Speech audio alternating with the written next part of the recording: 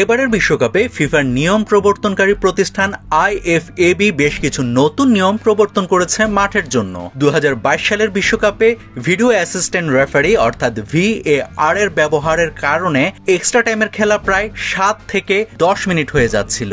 এবার কিন্তু আরো বাড়তে পারে, কারণ আগে ভিএআর ব্যবহার করা হতো 4টা ব্যাপারে: goal check, penalty check, decision making এবং মিস্টেকেন আইডেন্টিটির ক্ষেত্রে। কিন্তু এবার থেকে কর্নার এবং গোল কিকের ক্ষেত্রেও রেফারি চাইলে ভিএআর এর সাহায্য নিতে পারবেন। তবে ম্যাচ যেন বেশি লম্বা না হয়ে যায় সেদিকটাও কিন্তু দেখছে ফিফা। এই কারণে ফিফা এবার সাবস্টিটিউট বা খেলোয়াড় বদলের রুলসে পরিবর্তন আনছে। এই রুলসটাকে বলা হচ্ছে 10 সেকেন্ডস রুলস। এবারের বিশ্বকাপ থেকে কোনো প্লেয়ার সাবস্টিটিউট হয়ে মাঠের বাইরে যেতে 10 সেকেন্ডের বেশি নিতে পারবেন না।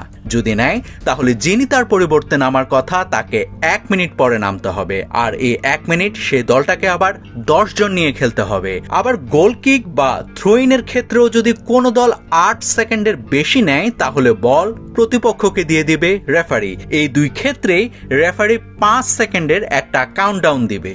নাভিদ হাসান, সোনালী নিউজ।